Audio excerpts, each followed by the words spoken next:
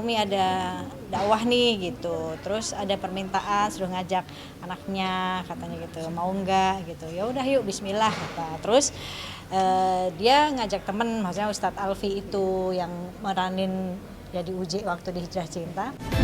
Kemudian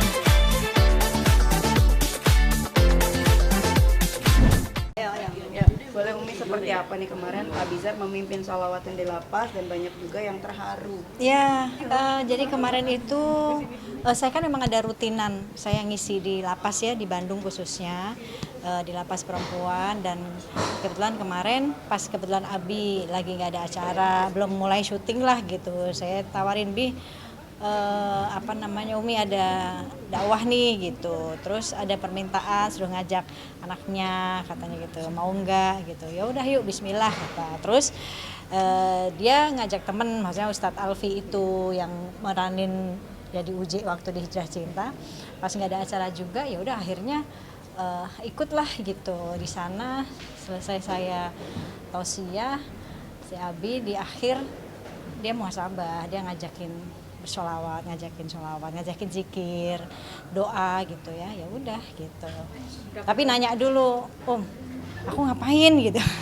Ya udah terserah, kamu mau nyanyi, kamu mau ceramah, mau itu terserah kamu gitu kan. Ya udah akhirnya terus ya udah aku yang biasa diajarin Abi aja gitu. Almarhum kan sering ngajarin anak-anak seperti itu kan, kalau lagi sholawat, lagi zikir, muhasabah gitu, kayak gitu urutan-urutannya, istighfar, sholawat. Nah udah akhirnya dia Abi ngajakin seperti itu gitu. Berapa narapidana nih total kemarin waktu? Ya alhamdulillah di sana sewaktu saya ngisi awal itu masih 400 sekian.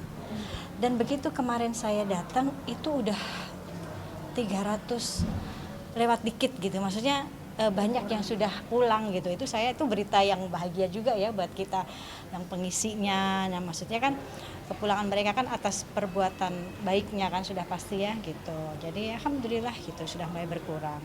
Dan begitu saya ngisi di sana, rutan yang lain cemburu gitu. Kok di sini nggak didatengin Umi gitu sama Abizar. Ya udah mereka minta insya Allah tanggal 15 ini di rutan yang lainnya gitu. Ini experience Abizar pertama kali sholawatin narapidana itu seperti apa sih? Kalau yang di narapidana ya baru hari ini, dan bahkan bukan hanya sebatas dia sendiri takjub gitu, maksudnya pertama kali dia di usia dia ngelihat dalamnya lapas itu seperti apa, sampai selesai acara diajak untuk ngelihat keliling ke sel-selnya gitu. Terus ya senang sekali mereka para saudara-saudara kita yang di sana tuh ya senang gitu, maksudnya ada yang peduli gitu kan gitu, maksudnya kita nggak menjudge mereka, kita masuk ngerangkul mereka, nah mereka senang banget gitu. Sempat sharing juga sih ini Abizar ke Umi saat mungkin sholawatin narapidana, kayak terkejut Harus gimana sih atau seperti apa? Ya banyak dia mudahnya. Pokoknya kalau saya tanya ya senang gitu, senang aja gitu kan. Dia sempat nangis juga kan gitu, sempat nangis. Saya merhatiin dia sih, dia agak gemetar ya, nangis gitu, megang dadanya gitu ya, terharu lah gitu. Apa yang dirasakan sama Abizar saat dia terharu, mungkin sharing nggak sih Bang? Atau setelahnya? Enggak sih, kalau ke saya enggak, mungkin ke Alfi ya, karena saya beda mobil sama dia gitu, karena dia ada acara lagi. Dia sama Alfi berdua, dia yang nyetir, kalau saya beda mobil gitu. Nah mungkin dulu saya pernah cerita ke dia kalau dulu almarhum itu pernah bikin suatu acara ya, kerjasama dengan kepolisian, tapi yang ngaji itu para pekerja malam.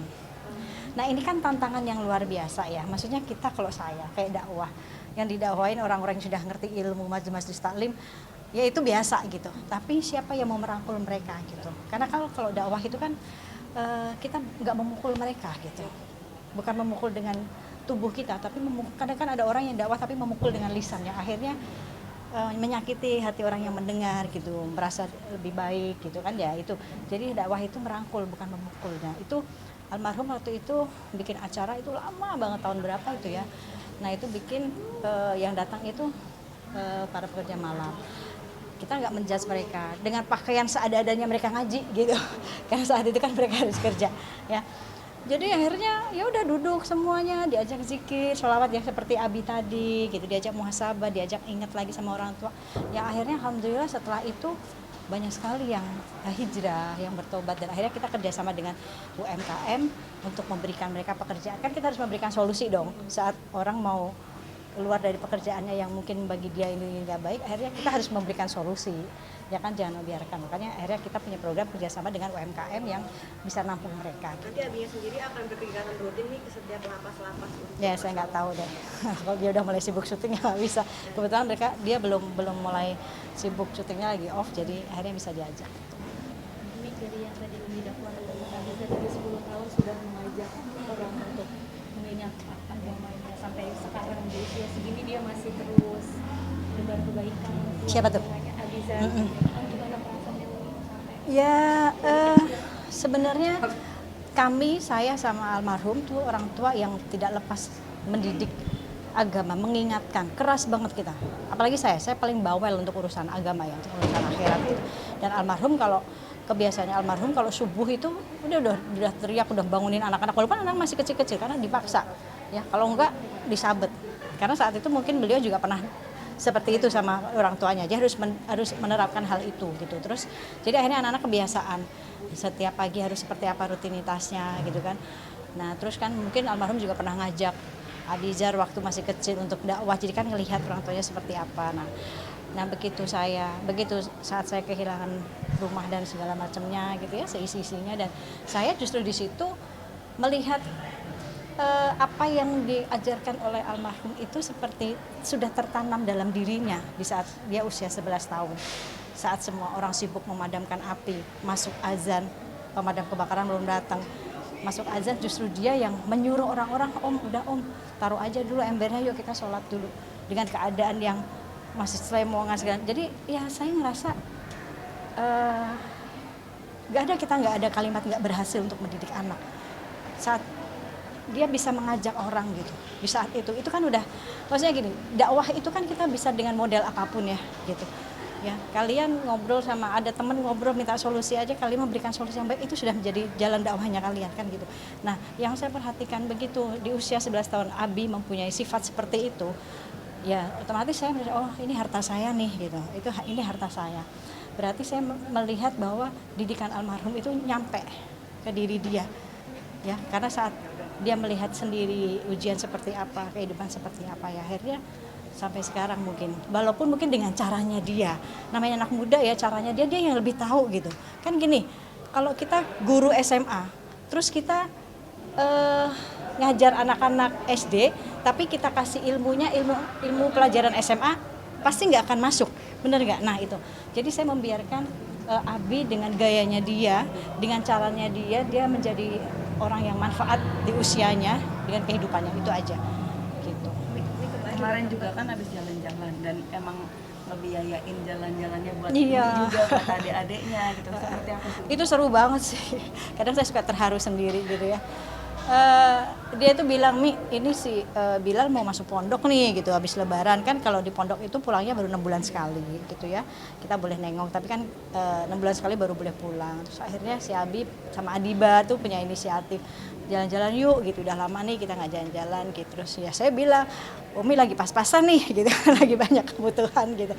Udah Umi mah nggak usah mikirin, kita aja. Akhirnya mereka berdua aja tuh patungan, dari mulai pesawat, dari mulai hotelnya, dari mulai udah semua udah disiapin sama dia gitu. Paling Uminya makannya aja gitu ya. Ya udah Umi traktir makan gitu sih. Melihat kayak anak-anak juga udah pada gede-gede gitu kan, ikut membantu Umi dari segi finansial, apalagi buat adik-adiknya. Seperti apa sih? Ya bangga lah, maksudnya di usia mereka yang maksudnya Abi sampai putus sekolah gitu. Walaupun saat itu saya sebagai orang tua masih bisa untuk membiayai dia gitu, bekerja keras untuk dia gitu kan, namanya orang tua kan ada nggak ada juga diadadain buat anak kan gitu. Tetapi dia yang udahlah gitu, sekolah saat itu dia prinsipnya ya sekolah kita bisa nyambi gitu, maksudnya bisa ngambil kerja paket gitu kan, yang bisa ini. Abi tuh kelas 2 SMA ya. Dulu saya sering banget dipanggil di sekolah sama kepala sekolahnya, Umi Abizar nggak masuk. Hah, kok bisa Bu? Tadi cium tangan loh sama saya. Tadi pagi cium tangan sama saya siapin sarapan anak-anak semuanya gitu. Jadi itu dulu UJ pun seperti itu. Jadi Umi tuh udah tahu, ya Umi juga dulu sering dipanggil sekolah. Ya. Umi Jeffrey nggak ada, padahal cium tangan Pak. Jadi ya kayak bener plak ketiplak bapaknya gitu. Cuma ya akhirnya ya karena dia kondisi saat itu ya, kalau beda, kalau dia kan mungkin lebih ke entertainnya gitu dulu. Nah Abi tuh mungkin karena ngeliat kondisi uminya banting tulang segala macam, terus dia udah deh saya mutusin udah nggak usah sekolah. Terus dia mulai ke agensi itu sinetron segala macam. Dia punya uang ya gitu deh, dia buat bantu. Tapi dia tetap kok, dia ada semangat buat belajarnya. Maksudnya lebih sekarang kalau saya tanya nggak mau kuliah lagi, nggak lagi, lebih kepengen apa ya, dia tuh lebih kepengen ya belajar kan bisa lebih ke agama ya gitu. Kalau saya lihat dia lebih ke situ, ke belajar agamanya ya, ke bersama Ustadz Alfi itu di Bakers Dakwah. Umi kemarin sendiri kan kayak ngebelanjain adik-adiknya, ada yang bikin kasih di inspirasi. Iya. Jadi ditanyain sih, ditawarin sama dianya mau beli apa nih gitu. Hari ini kemana gitu, kamu mau beli apa gitu. Misalkan hari ini ya udah nih hari ini jatahnya belanja gitu. Kalau kemarin kita jatahnya jalan-jalan gitu. Ya udah akhirnya dibeliin deh adik-adiknya. Coba sharing nggak sih penghasilan pertama Abi saat Enggak, saya juga nggak pernah mau nanya-nanya. itu berapa gitu kayak? Saya nggak pernah mau nanya-nanya. Dia juga nggak pernah mau, ya nggak cerita. Pokoknya kalau ada rezeki ya ada gitu. Cuman saya nggak pernah nanya-nanya. Nggak perlu dibayar berapa enggak. Tapi malah bisa dikatakan kayak menjadi tulang punggung setelah bapaknya, atau seperti apa sih? Yang ya saya juga nggak pernah mau membebani ya, maksudnya kita ya alhamdulillah gitu rezeki ada aja gitu ya.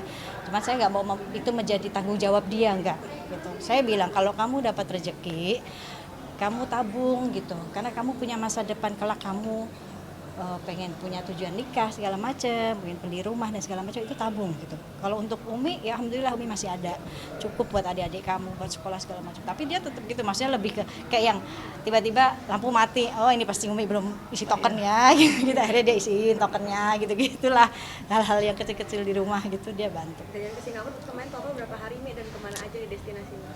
Ke total itu kemarin kita dari tanggal berapa ya, kita berapa deh, kita seminggu lah ya, seminggu. Dan saya pulang duluan karena saya dapat kabar sahabat saya yang ngurusin saya dari majelis, dari mulai ada UJ itu meninggal kan, dan saya izin sama anak-anak, Umi boleh nggak nih, kalian ridho nggak kalau Umi pulang gitu, karena anak-anak juga kenal juga. Ya udah Umi pulang aja. Akhirnya malam itu dicariin tiket dan dimudahkan sama Allah gitu. Terus saya anak-anak ya udah mereka jalan-jalan sendiri. Tapi bisa dikatakan kayak menyempatkan waktu yang memang udah lama banget udah nggak liburan bareng. Iya benar, memanfaatkan waktu gitu. Jadi juga kita kamarnya juga kita bikinnya 2 hotel doang, jadinya kita tidurnya desek-desekan, enak. Kitanya tidurnya bareng-bareng gitu. Ini mungkin ke depannya lagi mendorong Abizar juga untuk mungkin pendidikan nomor 1 juga Mas Umi. Gini, saya tanya tujuan dia itu, maksudnya kan kalau itu kan memang kalau kita bekerja kan harus memang butuh ijazah dan segala macamnya. Kalau hal itu kan bisa dikejar, dia ngejar paket, kejar paket ya saya ya. Tapi saya tanya dia lebih kepengen lebih kepada itulah ya kayak agama gitu ya. Dia banyak ikut Ustadz Alfi itu di Bakers Dakwah. Di situ diajarin kadang mandiin jenazah seperti apa, ngafanin, belajar seperti itu. Jadi dia sering datang gitu. Ya, Umi sendiri seperti apa sih? Ya gini, hal-hal kayak gitu kan memang ada ya gitu, karena kan kita sudah berbeda alam. Kadang ada orang yang diberikan penglihatan mata batinnya untuk bisa melihat hal itu, ada orang yang nggak bisa, tetapi ya kita harus meyakini bahwa dunia seperti itu ada gitu ya. Ya itu hal yang wajar sih gitu, karena memang kadang kan yang sudah meninggal saja bisa datang dalam mimpi kita gitu. Apalagi itu kan bisa dikatakan kayak dibersihkan ya Umi ya, kan? Karena forensik itu kan memang kayak bersentuhan langsung dengan jenazahnya gitu, dan membersihkan ataupun mungkin ya mengecek segala macam. Menurut Umi sendiri pekerjaan itu yang seperti apa sih gitu kan, muliakah terus seperti apa? Ya iya dong, maksudnya gini, semua orang kan dikasih ilmu masing-masing ya sama Allah gitu, dengan kepintaran mereka masing-masing. Saat seorang dokter ini dokter juga kan sekolah cari ilmu, dengan ilmunya akhirnya beliau bermanfaat di bidangnya gitu, dengan keahliannya seperti itu. Dan saat beliau merasakan hal itu, ya itu sebuah hal yang wajar sih menurut saya gitu. Dan itu banyak juga dialami. Ada orang dikasih ilmu seperti ini terus dia pernah ngerasain hal ini, itu pun juga ada gitu. Oke, dan termasuk kayak bayi yang keguguran ini, misalnya digugurkan, dia langsung ngedatengin dokternya dengan ucapan entah itu ucapan terima kasih, itu percaya nggak sih Umi? Wallahu alam. Saya nggak berani jawab ke hal itu ya. Wallahu alam. Tapi ya bisa saja kan. Saya nggak bisa untuk mengartikan mimpi-mimpi orang didatangi bermimpi seperti itu. Saya nggak bisa mengartikan mimpi gitu ya. Tapi ya wallahu alam shawab gitu. Tapi pekerjaan dokter sudah pasti pekerjaan mulia ya. Karena bermanfaat untuk orang lain. Sesuatu pekerjaan, jika pekerjaan itu membawa manfaat, itu pekerjaan yang mulia. Ya. Akhirnya